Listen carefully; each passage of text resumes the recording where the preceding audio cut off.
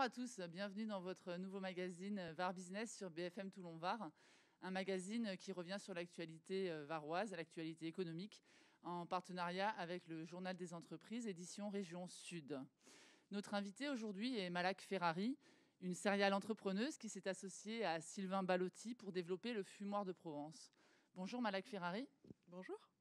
Avant d'échanger avec vous, je vous propose de découvrir le chiffre de la semaine qui a été dévoilé à l'occasion de la soirée French Tech organisée à Toulon.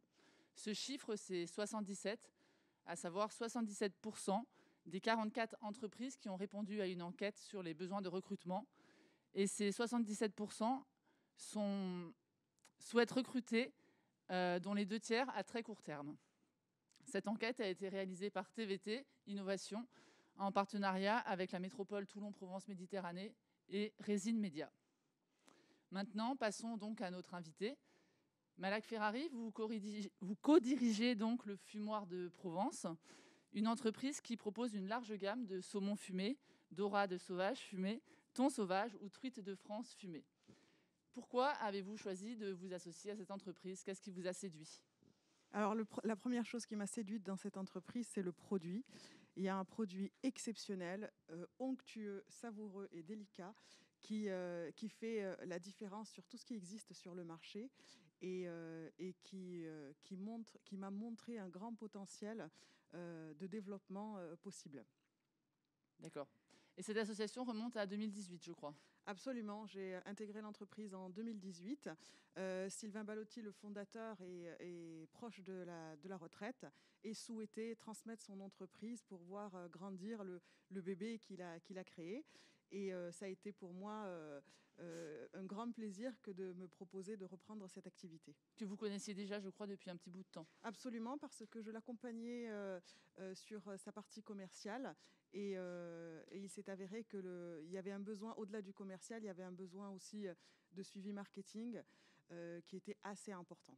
D'accord, donc justement, vous avez rationalisé les achats, vous avez misé sur les circuits courts notamment, vous avez remis à plat donc le marketing, vous avez créé de nouvelles gammes. Racontez-nous ces principaux changements pour le fumoir de Provence. Alors, depuis mon arrivée au sein du fumoir, j'ai fait énormément de changements. J'ai remis à plat la totalité de l'activité, tant sur la fourniture des matières premières que sur la stratégie de développement commercial que sur le marketing. Et chacune de ces lignes a pris un temps monstrueux, à savoir que j'ai fait pendant quelques temps du 7/7. J'ai impliqué toute la famille, mari et enfants avec, pour essayer de répondre rapidement à ces évolutions. Donc j'ai révisé la copie d'achat, c'est-à-dire aujourd'hui on travaille uniquement, exclusivement en circuit court avec les éleveurs de poissons. En Écosse, on travaille directement avec un éleveur identifié que l'on connaît écossais. Idem pour les produits pour le poisson norvégien. Idem pour les produits issus de la pêche. On travaille avec nos amis éleveurs au Frioul, par exemple, oui, sur Tamaris. On a pour volonté, et j'ai pour volonté de maintenir ce cap, c'est-à-dire avoir systématiquement du circuit court sur la fourniture de poissons. De plus, je tiens à avoir du produit frais, garanti, jamais congelé, qui fait la valeur ajoutée et la valeur gustative supplémentaire sur nos produits. Et justement, en termes de marketing, vous avez aussi fait pas mal de choses. Est-ce que vous pourriez nous donner quelques exemples? Alors, j'ai développé plusieurs marques en fonction des réseaux de distribution. Et on a une structure de distribution qui est partenaire, qui nous distribue en grande distribution et qui a un marketing qui lui est propre. Je ne vous cache pas que j'ai fait le choix de faire toute seule tout le marketing, faire une refonte complète des logos, des visuels, etc. Il y a un nouveau travail de fond qui va être fait encore l'année prochaine sur le marketing du fumoir de Provence. On s'amuse avec... J'utilise le mot « on s'amuse » parce qu'on s'amuse à faire le marketing avec les enfants. Un exemple? Un exemple tout simple. Pour chacun des événements festifs de l'année, on sort un produit exclusif qui est vendu uniquement pendant la semaine festive et arrêté en vente après. Exemple tout simple, on était tranquillement assis le samedi avec les enfants et puis ma fille me dit « Maman, Halloween, c'est bientôt, tu veux pas qu'on fasse un produit pour Halloween ?» Eh bien, on a planché dessus. Dimanche matin, on a travaillé tous ensemble et lundi matin, il y avait un nouveau produit Halloween avec un marketing Halloween. Et les enfants aussi m'aident à avoir cette dynamique de produits exclusifs sur les événements. Ils sont pleins de belles idées. D'accord. Et vous avez aussi créé des emplois, déménagé l'entreprise dans de nouveaux locaux. Quels chiffres vous pourriez nous communiquer? Absolument. Lorsque j'ai intégré le fumoir, il était à sa capacité de production maximale. Il y avait Sylvain et un collaborateur. Donc, ce que j'ai fait, c'est que j'ai déménagé le fumoir de Toulon à la Seine. J'ai multiplié par 4 la capacité de production. Et aujourd'hui, nous sommes 7 au sein de l'entreprise. Et comme les 77% qui est le chiffre du jour, eh bien, nous aussi, nous sommes en phase de recrutement permanente. D'ailleurs, il y a des postes qui ont été ouverts là sur cette fin d'année. Il y a des nouveaux postes qui seront ouverts au premier trimestre. Et si tout se passe comme prévu, il y en aura d'autres qui seront ouverts au deuxième semestre 2022. Et moins d'une année après votre association avec Sylvain Ballotti, la crise sanitaire vous tombe dessus, qui a remis en cause en fait une bonne partie de votre activité qui était liée à la restauration. Comment avez-vous changé de cap pour maintenir l'activité? Eh bien, ça a été très simple. J'ai pas dormi pendant quelques jours. Mais encore. Voilà. Donc, ça m'a coûté quelques cheveux blancs et quelques rides. Malheureusement, à l'époque, le fumoir faisait plus de la moitié de son chiffre d'affaires avec la restauration.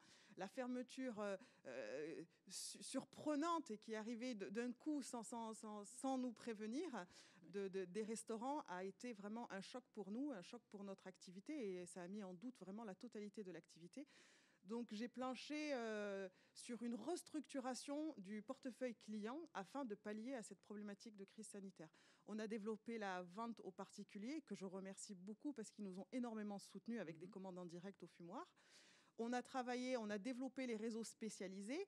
Je cite le réseau Bio & Co qui nous accompagne depuis quelque temps. Le réseau Marcel et Fils également qui nous accompagne. Mais il y a eu quelques magasins aussi de distribution, de magasins de commerce de proximité que j'ai développés et qui nous ont permis de tenir le cap et de pouvoir aujourd'hui continuer sereinement notre développement. À savoir aujourd'hui, on peut dire que le Covid a eu aussi un côté positif parce que ça m'a obligée à réviser ma copie et réviser ma stratégie.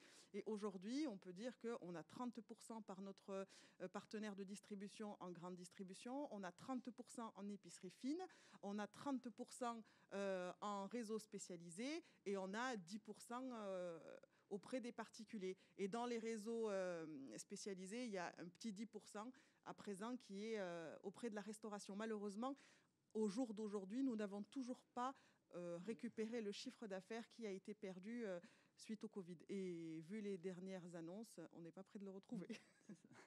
Et aujourd'hui, votre entreprise est quand même sur de bons rails et a été récompensée par la Chambre des métiers et de l'artisanat. Pourquoi avez-vous reçu cette distinction ? Alors, je suis très, très fière et ravie de cette distinction. C'est le Grand Prix Entrepreneur Star et Métiers qui a été remis par la Chambre des métiers et notre partenaire financier, la Banque Populaire, que je remercie pour le soutien et accompagnement. Ce prix, en fait, encourage la dynamique commerciale que nous avons mis en place et qui nous a permis aujourd'hui de maintenir un cap et maintenir le développement de l'entreprise. Car grâce à l'ensemble des efforts qui ont été faits tant par les effectifs, parce que mes collaborateurs ont beaucoup participé et œuvré pour ce développement, et les actions que j'ai pu mener, on peut aujourd'hui dire que notre entreprise est vraiment dans de beaux rails. On a développé aujourd'hui, notre chiffre d'affaires est à plus de 20%, et je reconnais avoir espéré davantage, mais c'est déjà pas mal, vu les circonstances. Et quelles sont les prochaines étapes pour le fumoir de Provence ? Alors, le fumoir de Provence, j'ai beaucoup de projets de développement. On va lancer des nouvelles gammes de tartinables autour de la marée, des produits de la mer. Et je suis en phase d'étude pour pourquoi pas développer une conserverie varoise qui nous permettrait de transformer et valoriser les poissons locaux et méditerranéens dans de la conserve, mais très spécifique avec des recettes très particulières. Merci Malak Ferrari et je vous donne rendez-vous pour une prochaine édition la semaine prochaine.